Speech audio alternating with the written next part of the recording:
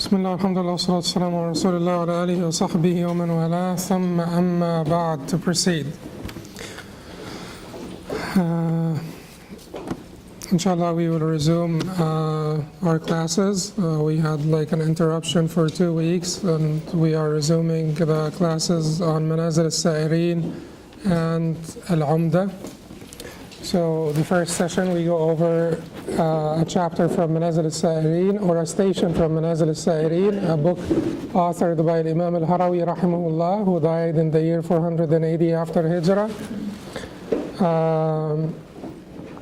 And in the second session we go over a chapter from a chapter on fiqh from al-Umda, which is a book authored by Imam ibn Qudama rahimahullah, who died in the year 620 after Hijrah. And Imam al-Harawi in Manazil As-Saa'ireen divided his book into 10 sections. Every section has 10 stations. Every station has 3 levels. Every level, usually, or most of the time, he would point out 3 points under every level. So he wanted to do this for the ease of our learning, not that there is anything magical about those numbers, but just for the ease of our learning and for proper classification. So we finished the section on al-Bidayat, which would be translated as the beginnings, and then al-Abwab, the gates, and then the dealings, al-Mu'amalat, and we are embarking now on the section number 4, which is Qism al-Akhlaq, or the section on etiquettes. Akhlaq would be translated as character, manners, conduct, etiquettes. Akhlaq does not necessarily mean good akhlaq, by the way. Akhlaq could be good or bad akhlaq, but if not qualified, they would mean good akhlaq. When you say khuluq could be good or bad, right? Khuluq hasan, good, proper etiquette or proper conduct, or khuluq sayyi, which is improper, bad, evil, ugly conduct. So, but when it is not qualified, when you don't qualify it by a description or an adjective, khuluq would mean proper conduct, good nature, proper conduct, proper manners, or etiquettes. So Qism al-Akhlaq, or this particular section on etiquettes, etiquettes here akhlaq here would be not necessarily interpersonal etiquettes, although interpersonal etiquettes would be included, but more importantly your etiquette with Allah, your proper conduct with Allah subhanahu wa ta'ala, with your Creator, because you have to worry about this first, and then you worry about everything else. So your proper conduct, your proper manners that you should exhibit or manifest with your Creator and then His creation. And he divided this particular section into 10 chapters, and these are the 10 chapters. Patience, as-sabr, contentment, ar-rida. Although contentment, because we have qana'a and rida, we have sort of 2 words that could be translated as contentment. Rida is to be pleased with Allah subhanahu wa ta'ala. Radiyallahu anhum wa radu an. Allah is pleased with them and they are pleased with Him. But to have a noun, I guess contentment would be a good noun for rida. Shukr, the number 3 is gratitude, which is a shukr, gratitude, shukr. Number 4, modesty, al-haya. Number 5, truthfulness, which is a sidq. Number 6, altruism, which is al-ithar, selflessness. Number 7, good nature, which is al-khuluq. And proper conduct, good nature, manners. Number 8, humility, which is al-tawadu'. Number 9, nobility, which is al-futuwa. Al-futuwa, nobility, magnanimity. I also consider the Imam al-Harawi's take on al-Futuwa when I chose this translation, because his take on al-Futuwa is a little bit different, and when we come to it, we will see how his take on the concept of al-Futuwa is different. So this translation is basically more appropriate for Imam al-Harawi's take on al-Futuwa, not al-Futuwa in general. But if you want to translate al-Futuwa, the closest thing in English to al-Futuwa, although it is not a word-for-word translation, but the closest thing in English for al-Futuwa would be chivalry. Chivalry is the closest word for al-Futuwa. Al-Futuwa is pretty close to al-Furusiyya, which is the exact translation, Arabic counterpart of chivalry is al-Furusiyya. But al-Futuwa is very close to al-Furusiyya. You could still call it nobility or magnanimity, and it would be okay. And particularly when it comes to Imam al-Harawi's take on al-Futuwa, magnanimity or nobility would be the proper translation. And then you have al-Inbisat. And al-Inbisat is hard to translate, but it means relaxation. To be relaxed in your relationship with Allah subhanahu wa ta'ala versus al-Inqibad.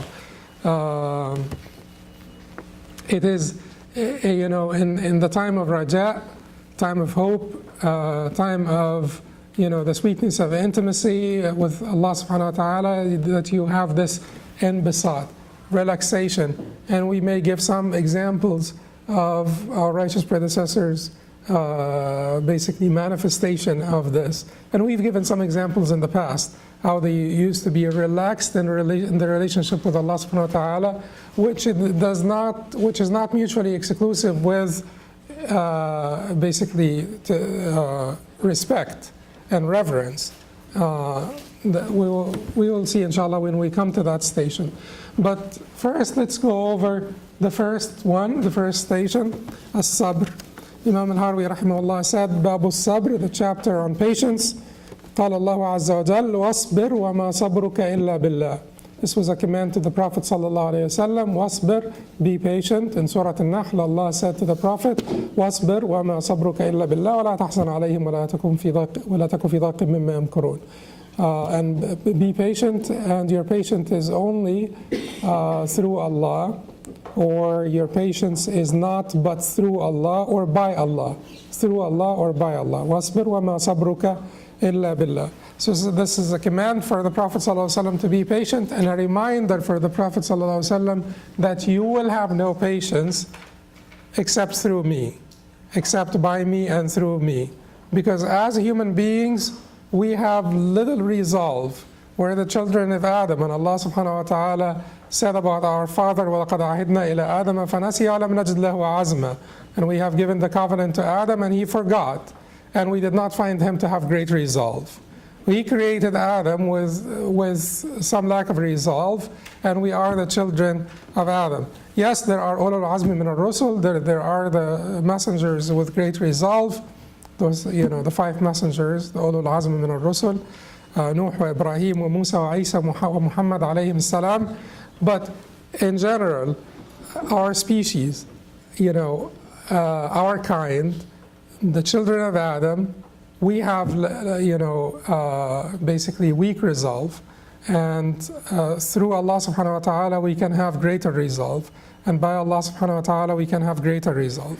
So this is the first thing that Imam al-Harawi wanted to point out by selecting this ayah, because there are so many ayat about sabr in the Quran. 90 different places sabr is mentioned in the Quran, as Imam Ahmad stated. And the praise of sabr is mentioned in 16 different types. And Imam al-Qayyim rahimahullah in Madaarij As-Saalikeen said that the praise of sabr is mentioned in 16 different ways in the Quran. So one time it's the command to be patient, one time it is the reward of patience, one time it is the description of the patient ones, it is the praise of the patient ones. In different ways, in 16 different ways, Allah subhanahu wa ta'ala praised, highlighted, underscored the importance of sabr, the importance of patience. Take Surah Al-Asr, for instance. and see how the progression in Surah Al-Asr goes. The Surah Al-Asr is the roadmap for every believer. This is the plan of success for any believer. وَالْعَصْرِ إِنَّ الْإِنسَانَ لَفِي خُسْرٍ. By the token of time, all mankind is in loss. إِلَّا الَّذِينَ آمَنُوا, the exception, except for, and this is basically the plan of success. Lost success. So, the plan of success. إِلَّا الَّذِينَ آمَنُوا, except for those who believed.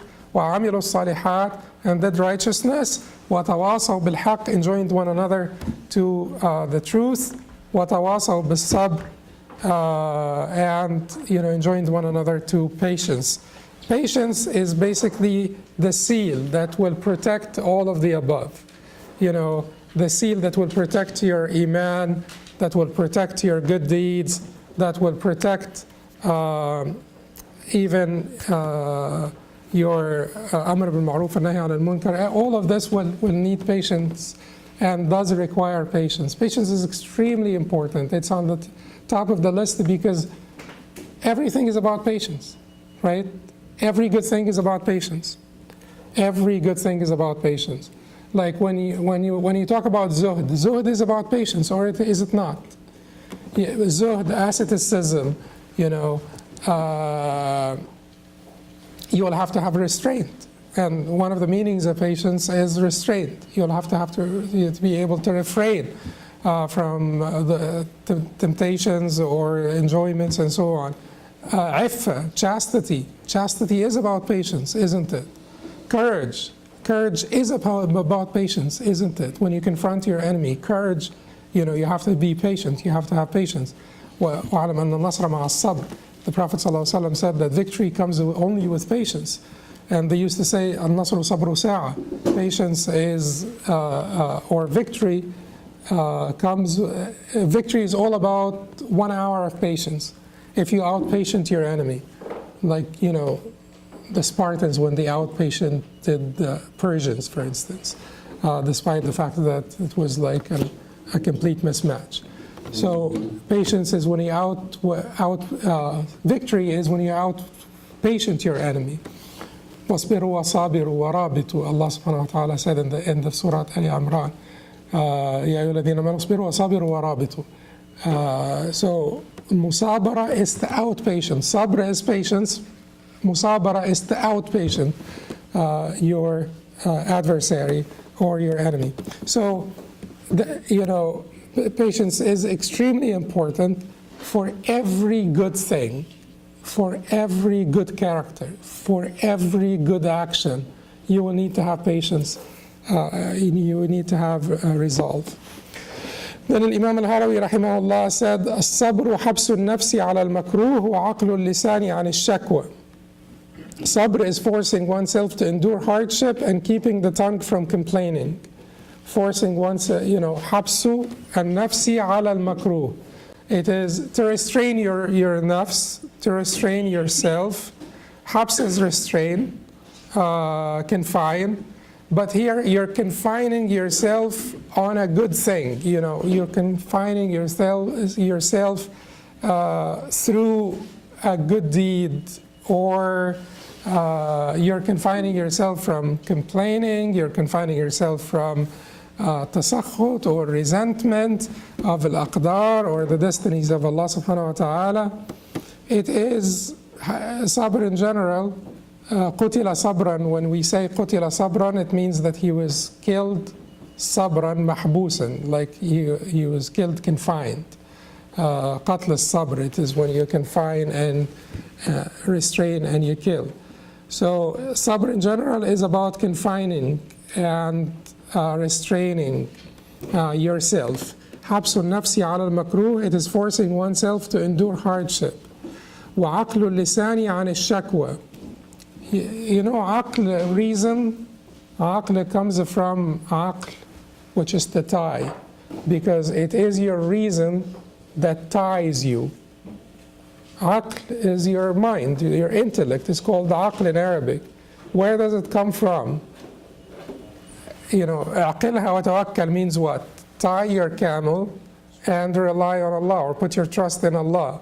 Aqilha means tie it.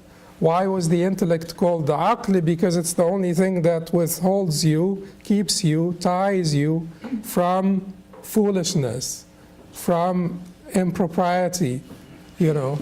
So aql al-lisan, it is to tie your tongue. It is to withhold your tongue, or to keep your tongue from ash-shakwa, complaining. And, you know, patience is not graceful unless you basically quit complaining. You're not patient. Sabr jameel. Ibn Qayyim rahimahullah says that Imam Taymiyyah rahimahullah used to say that there is sabr jameel, wa hajr jameel, wa safh jameel in the Quran. The sabr al-jameel that is mentioned in the Quran, or the graceful patience, is patience without complaining. As-safh al-jameel, the graceful pardoning or forgiving that is mentioned in the Quran, is pardoning without blame or reproach. Pardoning without blame. Safh min ghayri itab. Sabr min ghayri shakwa. Safh min ghayri itab. To pardon but without blaming. Like if you pardon someone, you don't come to them and say, well, you've really hurt me, but you know, I'll forgive you. That is not the safh al-jameel.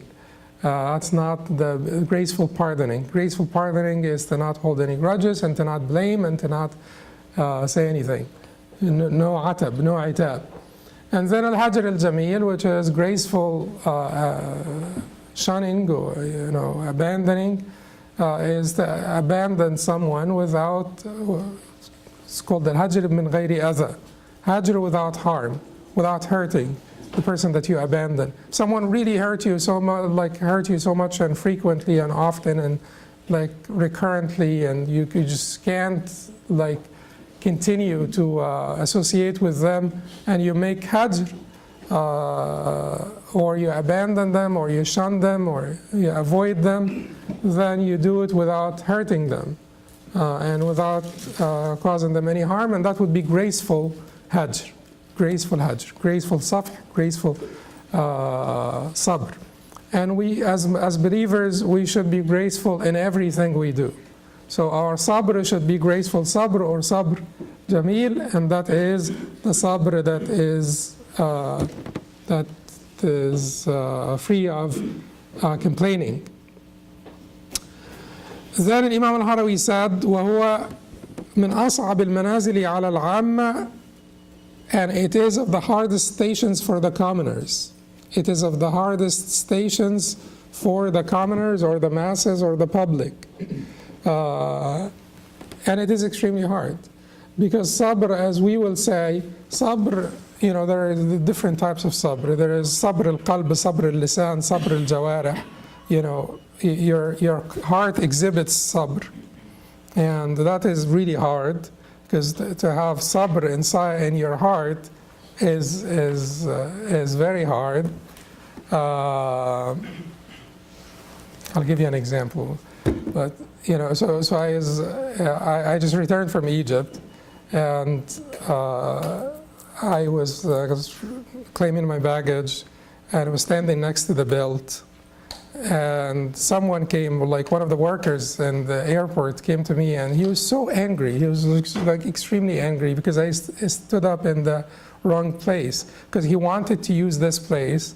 There was no sign or anything, but he wanted to use this place for, you know, to put the bags where that would not be picked up by, you know, their owners or something. He just wanted to use this place. And then he came and yelled at me and he said, "Don't stand here, I'll use this place," or something like that. But he was really very angry. So I told him, "Where would you like me to stand?" And he said, "Stand there." And I just like moved and stood wherever he wanted me to stand.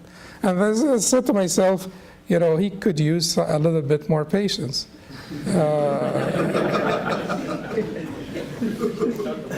Huh? No, he could use a little bit more patience. But then I said this to myself in a condescending way. Like, like I felt that I was better than him, that, I am more patient than him, I am more forbearing than him. And then I said to myself, I could have used more patience before I made that, before I made that comment in my heart, before I felt, I could have kept myself from feeling superior to him. Maybe he's having a bad day. Maybe there's something that I missed, maybe I really stood in the wrong place or something I missed, or he's just having a bad day. And I could have pardoned him, and I could have I could have overlooked his misbehavior without feeling superior to him. But I couldn't be patient enough to handle this. And that is the patience of that is where your heart needs to. It's not just about your tongue. It's not just about your limbs. There is also patience that you need to exercise or that you need to practice in your heart. And many times we fail to do that. Many times we fail to do that. So anyway, patience, when it comes to us, there is patience of the limbs, patience of the tongue, patience of the heart.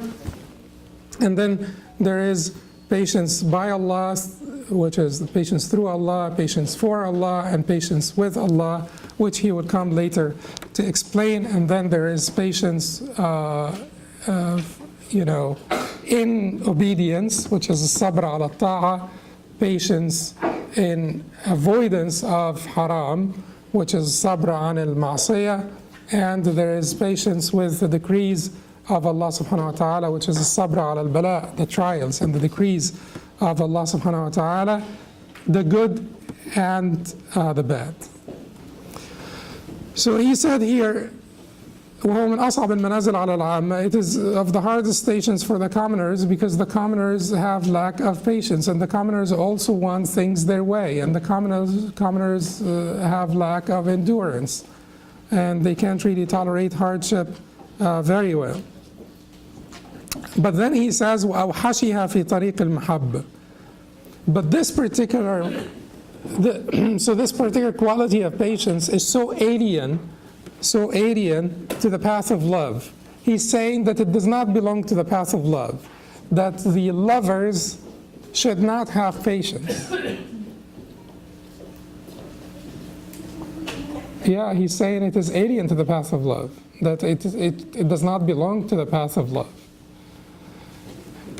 We will try to basically justify what Imam al-Harawi says, but not necessarily. Keep in mind that our legacy is a cumulative legacy also. The scholars complement one another. So Imam Ibn al-Qayyim's sharh of Imam al-Harawi's book, had Imam al-Harawi not written this book, would Imam Ibn al-Qayyim had something to basically explain or to expound on? No. And then Imam Ibn al-Qayyim, does his sharh add to the book? Does his sharh benefit the book? Absolutely.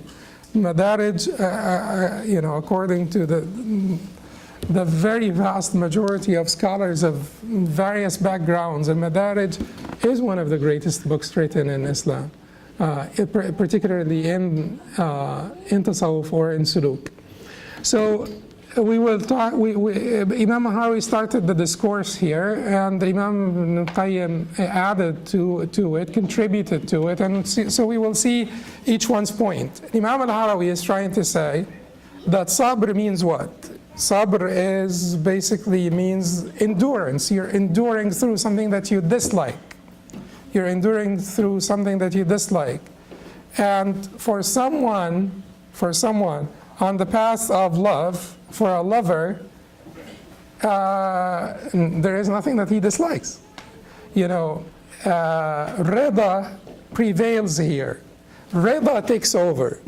Rida, which is contentment with pleasure. Like anything that comes to me from you, anything that that you decree for me, anything that you plan for me, anything that you've decided for me, I am in love with it.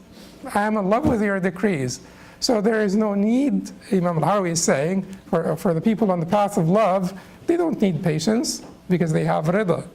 So there is nothing, there is no hardship here. There is only love. You know, they're only liking what Allah subhanahu wa ta'ala decrees for them, and that manifests in their complete acceptance. It is acceptance with pleasure. It's acceptance with pleasure of anything. However, Imam al-Qayyim points out a few things that are also very valid, and when it comes to striking the balance, the right balance, I think Imam al-Qayyim strikes the right balance here. Because the Prophet ﷺ, when he lost Ibrahim, he said, وَإِنَّا لِفُرَقِكَ يَا إِبْرَاهِيمُ لَمَحْزُنُونَ, and we are saddened by your departure, O Ibrahim. So the Prophet, and when it comes to tasawwuf, when it comes to anything, the peak, the pinnacle, the topmost, the elitist of the elitist are the prophets, and the elitist of them all is our Messenger sallallahu alaihi wasallam. So there is nothing beyond this. Therefore, there is, whenever we want to take a concept to the peak of it, we cannot exceed the Prophet ﷺ, we cannot transcend the Prophet ﷺ. So the experience of pain, the experience of loss, the experience of grief is not mutually exclusive with rida. Is not mutually exclusive with rida. You could still be radi and you could still be completely content while experiencing pain. If your finger gets cut off, you will experience pain. This would require patience, sabr, endurance. Endurance here includes rida, because the highest level of endurance is that you endure without any resentment, and you endure, as the Prophet ﷺ said, إِنَّمَا الصَّبْرُ عِنْدَ الصَّدْمَةِ الْأُولَى, at the first shock. So there is no resentment, there is no complaining, but there is pain. And there is, to some extent, some degree of grief. Because if you lost your finger, or if you lost your arm, or there is some degree of grief that is expected of any human being, including the elitist of human beings, including the Messenger sallallahu alaihi wasallam, who said, and we are saddened by your departure, O Ibrahim. So Imam al-Qayyim is saying that it is not even human to not experience any pain or to not experience any grief upon loss.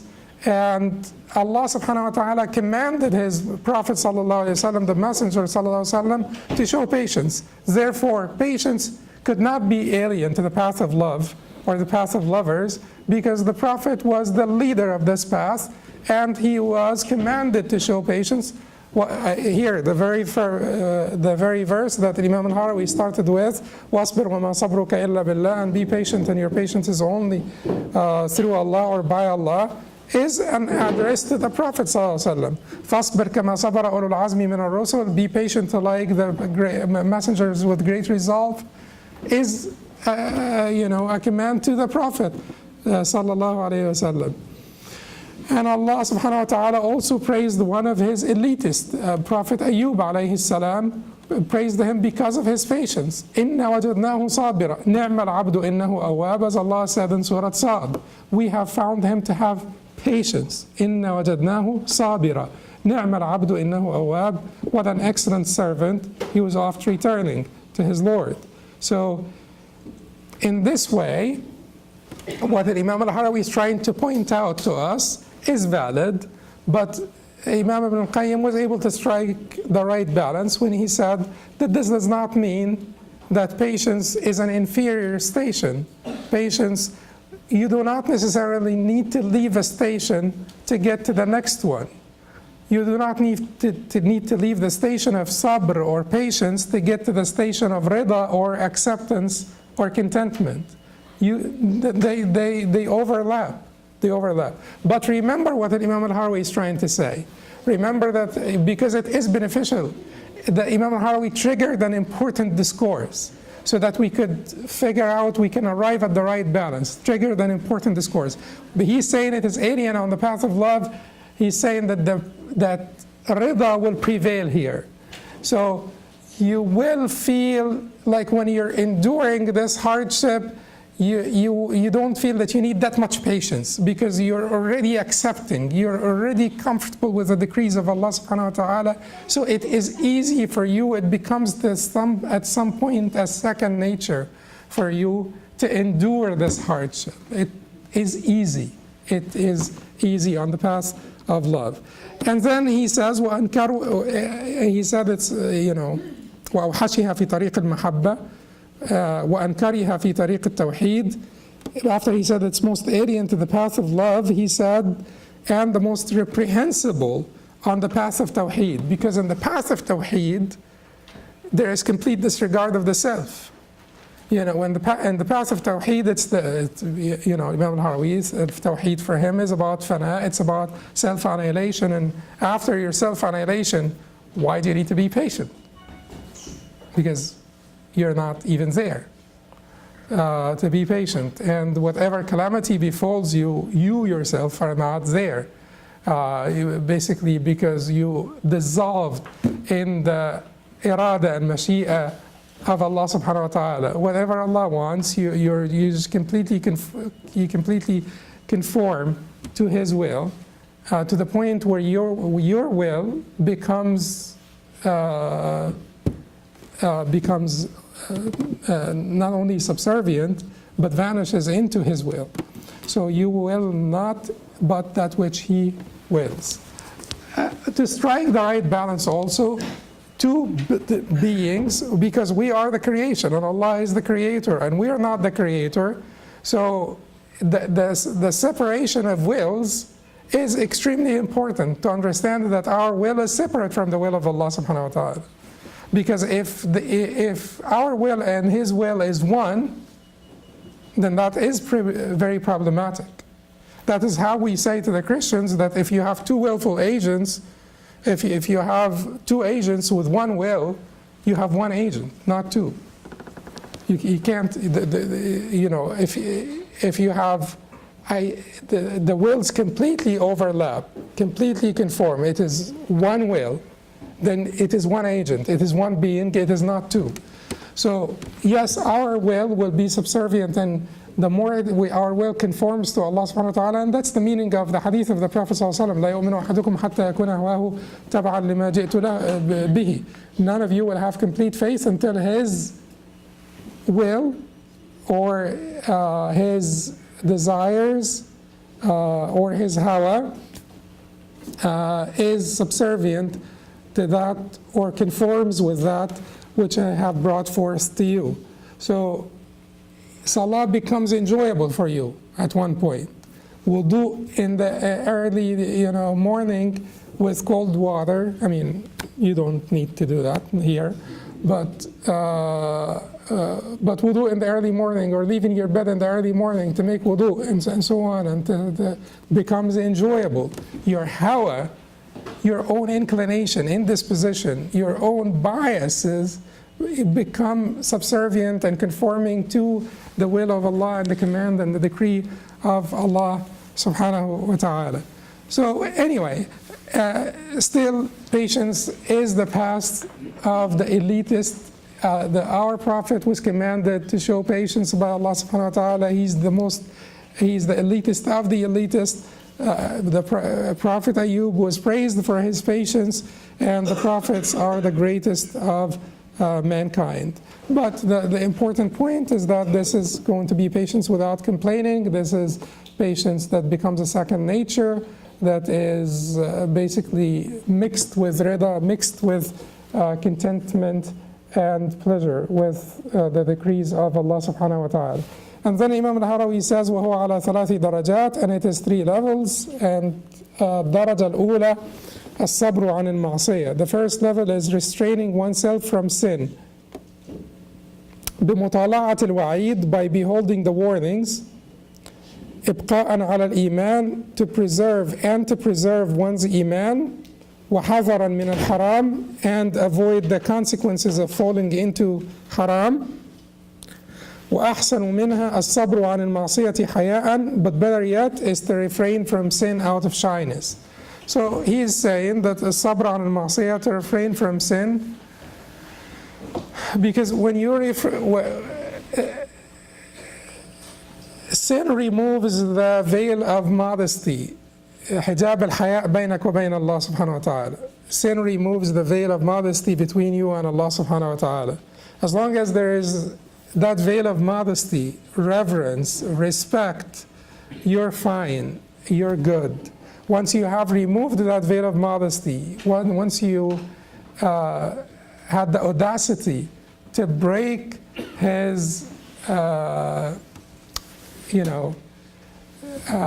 bounds, or to break through his bounds or hudud or harumat, or violate his bounds, then you have removed that veil of modesty and that veil of shyness between you and Allah subhanahu wa ta'ala, and this is extremely consequential.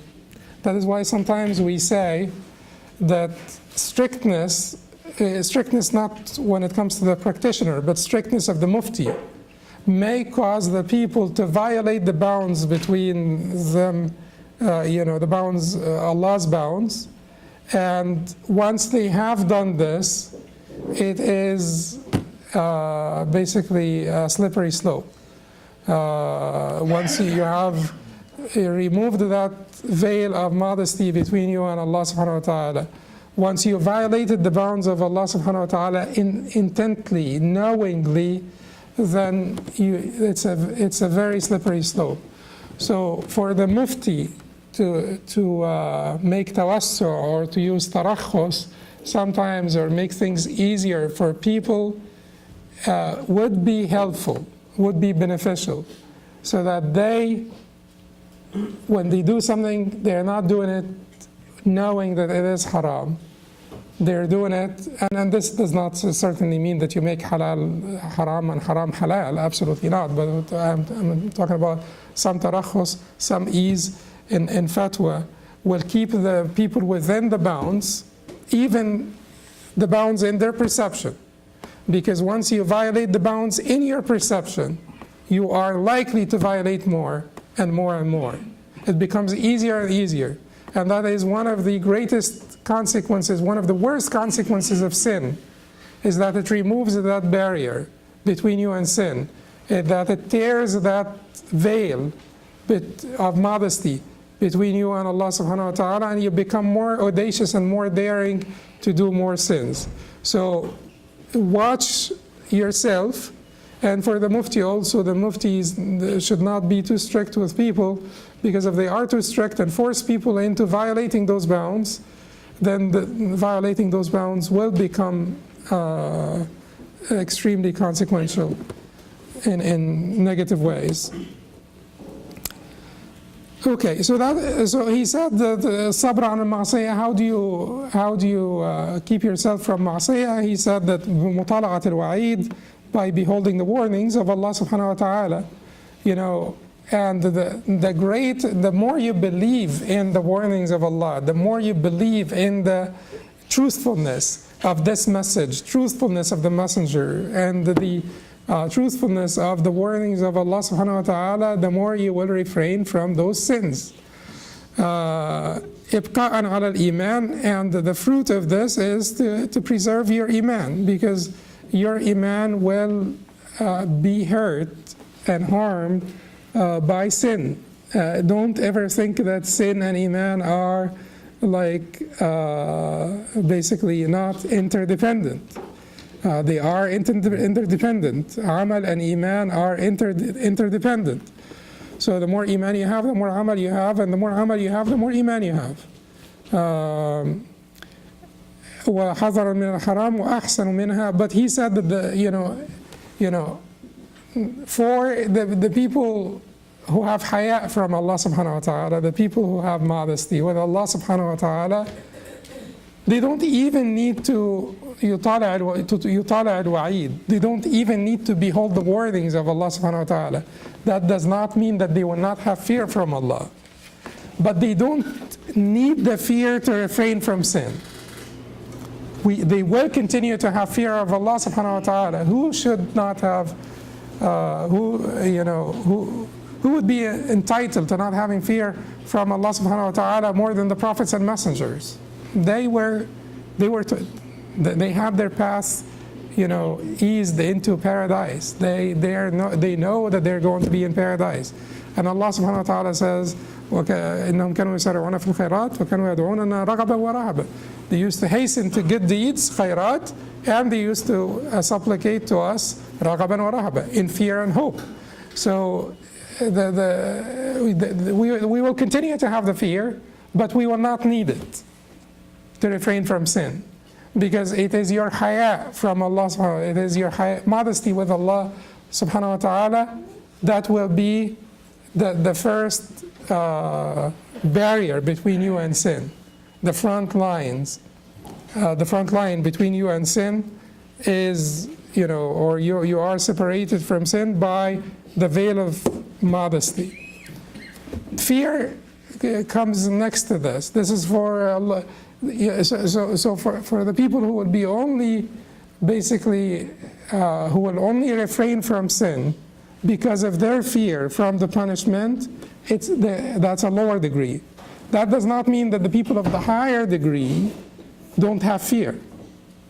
It just means that they don't need fear to refrain from sin. They refrain from that which is suboptimal because they fear from the reproach or the blame of Allah or the itab of Allah subhanahu wa ta'ala on the day of judgment. They fear from losing their state with Allah subhanahu wa ta'ala, their hal with Allah, or their maqam, their station with Allah subhanahu wa ta'ala. So they don't even need, it is not even about refraining from ma'asiyah, it is even about, falling short in their ta'ah. They don't need fear for this. They have haya from Allah subhanahu wa ta'ala. And once you have haya from Allah, you do not need fear to refrain from His ma'asiyah, even though you will always have fear in your heart. And then he said, الدرجة الثانية الصبر على الطاعة بالمحافظة عليها دواما وبرعايتها إخلاصا وبتحسينها علما. الدرجة الثانية الصبر على الطاعة. The second level is persevering in obedience. Persevering in obedience. الصبر على الطاعة.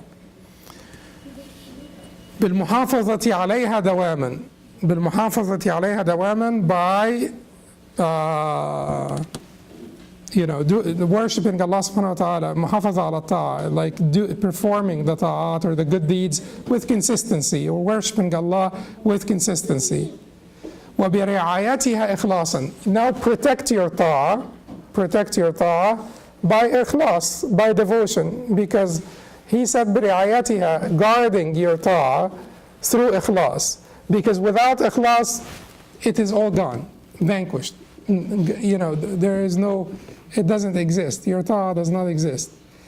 And then he said وبتحسينها علما. وبتحسينها علما. He did not say protect it by ilm, he said enhance it by ilm. Because to follow the knowledge, to follow the sunnah, to enhance your ta'ah by being consistent, by conforming to the sunnah, or doing it in accordance with the sunnah of the Prophet ﷺ, will elevate your ta'ah, will improve your ta'ah. We're talking about something that is a ta'ah, so it is established to be a ta'ah. It would not be established to be a ta'ah unless there is basis for it in the Quran and the sunnah. But to improve it, to enhance it, then the more knowledge of the sunnah of the Prophet, the more you know about how the Prophet ﷺ did this. Everybody, like when you talk about Qiyamul Layl, but what about what time of the night is best, and that you need to figure this out from the sunnah of the Prophet ﷺ. And then you enhance your Qiyamul Layl. And how did the Prophet ﷺ used to do it? How was the form of his Qiyam? How much did he recite, and things of that nature, to enhance your ta'ah. But with the ta'ah, you need sabr before it, you need sabr with it, and you need sabr after it. You need sabr before it, before the ta'ah. Is basically, the sabr before the ta'ah is to watch your ikhlas before the ta'ah. And the sabr with the ta'ah is to watch your consistency. And the sabr after the ta'ah is to make sure that you hide it. So to verify your niyyah before the ta'ah, to show consistency and perseverance and excellence and perfection with the ta'ah, and after the ta'ah, you now hide it. So you came to the masjid, for instance, there is a fundraiser, and you came to the masjid, you're just making sure that your niyyah is truly to seek the pleasure of Allah subhanahu wa ta'ala. They are, during the fundraising, you want to donate $10,000. Sabr here is to raise it to 15,000 maybe, or you want to donate $100. Sabr here is to raise it to 150, perfect it, improve it, enhance it, and being consistent with it. And then afterwards, and during the ta'ah also, you're also watching your ikhlas. During the ta'ah, like it may be part of ikhlas, it may be good that you do this in public to encourage other people. You're trying to be like very sort of critical of your intentions. During the ta'ah, let me do this in front of everybody else, maybe to encourage the people and stimulate sort of that environment of generosity and altruism and so on. So if this is if this is really how you're feeling about it, do it in public. Doing it in public in this way is better for you than doing it in private. If you're comfortable with your intent or your qasd. And then afterwards, you have done it in public and that's it. Afterwards, you go back home and you don't tell even your, I'm not quite sure about your spouse because I don't want to get in trouble. You may tell your spouse, but you don't tell anyone else,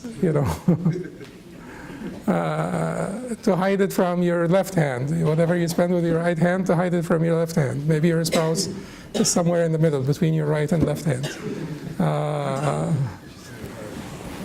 Anyway, but all of this needs patience. All of this needs patience. You need to have patience before, with, and after. And then he said Madaarij As-Saalikeen, which is the third level. And Ibn al-Qayyim also will disagree that, with this order, because Ibn al-Qayyim feels that the Madaarij As-Saalikeen, which is showing patience with Allah subhanahu wa ta'ala, is showing patience, through trials, is a Madaarij al-Ula, because even the you don't need even to be Muslim to show patience through trials and hardships. Non-Muslims do it. But patience in obedience and patience in refraining from ma'asiyah and patience in obedience, they require, this is patience for Allah. And whatever is for Allah should be higher, should be the highest in ranking. So Imam al-Harawi rahimahullah said the third level is endurance through trials. By noticing, and then he will give you some tips. How could you endure through trials? He says, the third level is endurance through trials. By noticing the great reward, بملاحظة الثالث الصبر في البلاء, endurance through trials. بملاحظة حسن الجزاء, by noticing or noting the great reward, or the beautiful reward, or the beauty of the reward, the sweetness of the reward. Noticing the sweetness of the reward. So like a righteous woman fell and had her finger cut off, and Ibn al-Qayyim mentions this in Madaarij. She had her finger cut off, and someone saw her smiling immediately thereafter. And he told her, what are you smiling for? You had a musibah here, your finger was cut off. And she said, أنستني حلاوة أجرها مرارة أنستني حلاوة أجرها مرارة ذكرها أنستني حلاوة أجرها مرارة ذكرها. She said the sweetness of the reward made me forget the bitterness of the pain or the bitterness of the remembrance of my finger. The sweetness of the reward made me forget the bitterness of the pain. And she even said to him, I will speak to you, أخاطبك على قدر عقلك. I will speak to you according to your level of understanding. So she told them that the sweetness of the reward made me forget the bitterness of the pain. This is as much as you can understand, but you really don't understand beyond this. But I am actually laughing because I am happy or pleased with Allah's decree. I am even pleased that He I'm pleased that He remembered me. So that is where I'm coming from, but I will speak to you according to your level of understanding. And certainly, حلاوة أجرها مرارة ذكرها. The sweetness of the reward made me forget the bitterness of the pain. So بملاحظة حسن الجزاء. الصبر في البلاء بملاحظة حسن الجزاء, by noting the great reward that awaits the patient ones, and the patient, and certainly we don't have time, otherwise we'd have spent so much time particularly talking about this level, and talking about how to cope with calamity, and maybe some other time inshallah we can expand a little bit, but let's just go over what Imam al-Harawi mentioned here. بملاحظة حسن الجزاء, by noting the reward, or the beauty of the reward. وانتظار روح الفرج, not روح, روح. وانتظار روح الفرج, and awaiting the relief, awaiting basically the relief of easement. I guess. Awaiting the relief of easement. Tarawih means relief, comfort. Faraj is the faraj from Allah subhanahu wa ta'ala. Easement, or what is faraj is when Allah subhanahu wa ta'ala removes the bariya, removes the hardship. And then he said, وَتَهْوِينِ الْبَلِيَّةِ بِعَدِّ أَيَادِ الْمِنَنِ وَبِذِكْرِ سَوَالِفِ النِّعَمِ. وَتَهْوِينِ الْبَلِيَّةِ, belittling or putting in perspective. You put in perspective the baliyya, the calamity that had befallen you, بِعَدِّ أَيَادِ الْمِنَنِ, by counting the favors, أَيَادِ الْمِنَنِ, the favors of Allah subhanahu wa ta'ala on you, وَبِذِكْرِ سَوَالِفِ النِّعَمِ, and remembering the previous bounties of Allah. So you lost one finger, you have 9 left. So all 9 are still here. Isn't this something worth gratitude? That you have 9. That you lost your finger but you did not lose your hand. That you lost your hand but you did not lose your arm. That you lost your arm but you have the other one. Some people are paraplegic. They have their 4 arms but they can't move any. And at the end of the day, you keep on saying this, like, let's say you are the one who's paraplegic. Then you remember وَكُلُّ كَسْرٍ لَعَلَّ اللَّهَ جَابِرُهُ وَكُلُّ كَسْرٍ لَعَلَّ اللَّهَ جَابِرُهُ وَمَا لِكَسْرِ قَنَاةِ الدِّينِ جُبْرَانُ.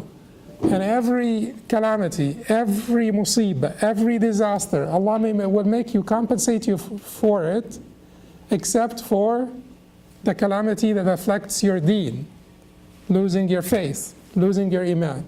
As long as you have your iman, whatever calamity that had befallen you, this is just something that happened to you in this dunya. Put the whole dunya in perspective, you will put this calamity in perspective.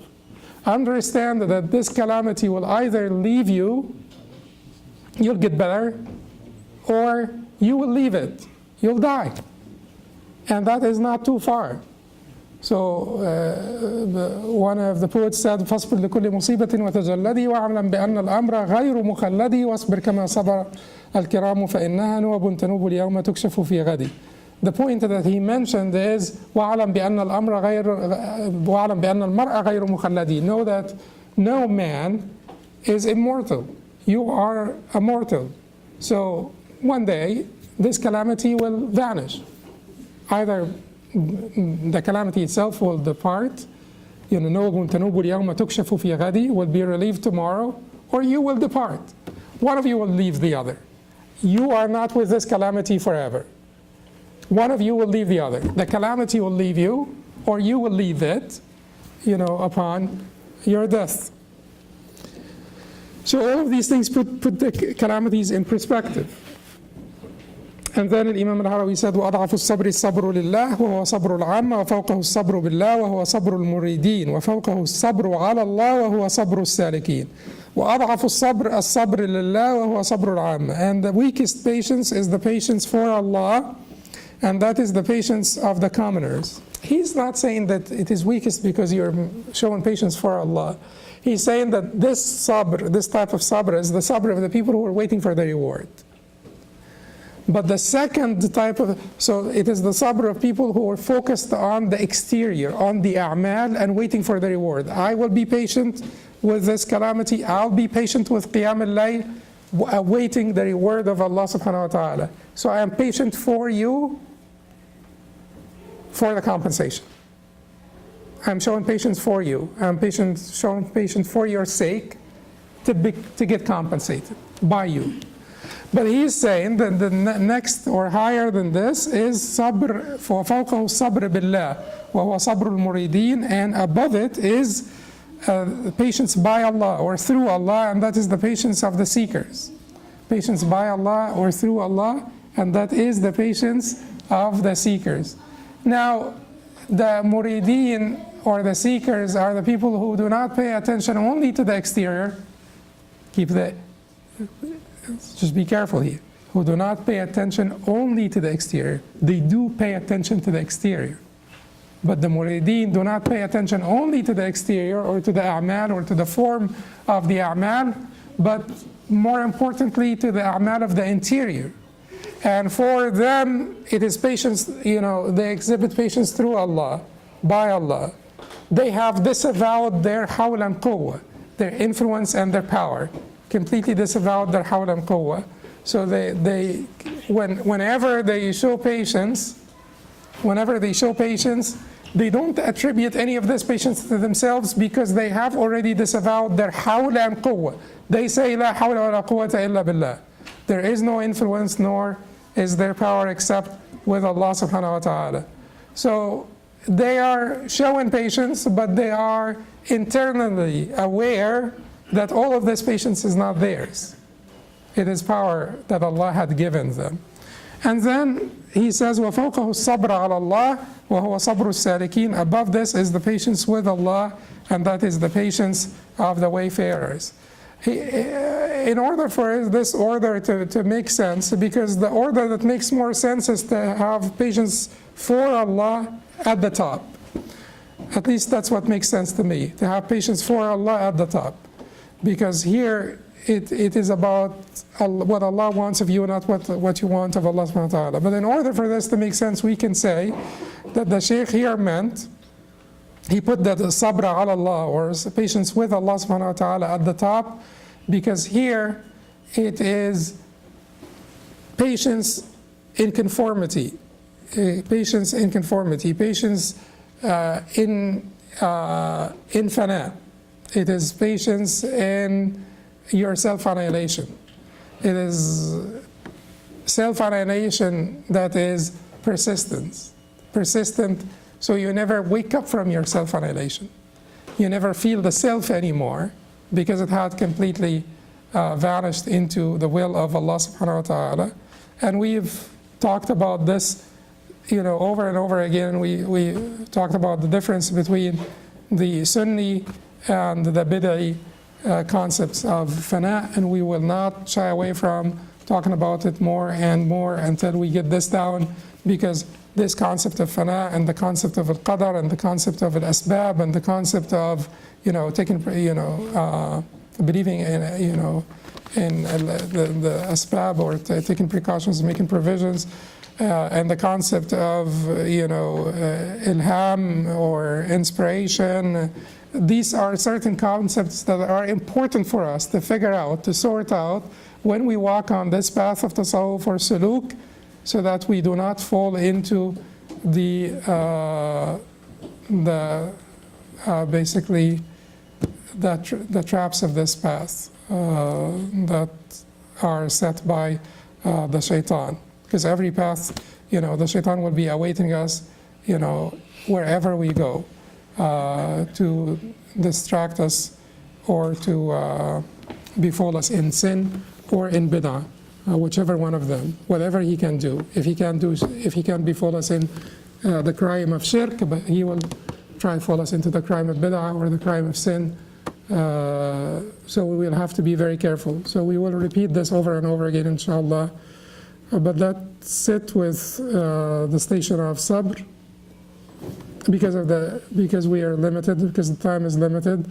Otherwise, we can talk about sabr so many, and we can talk about sabr, inshallah, in the future, in so many sessions, and we will never be able to finish the talk about the station of sabr, because we need sabr for every good character, for every good action. We need sabr as one of our most stable qualities on the path to Allah subhanahu wa ta'ala. أقول قولي هذا أستغفر الله لي ولكم سبحانك اللهم وبحمدك أشهد أن لا إله إلا أنت أستغفرك وأتوب إليك.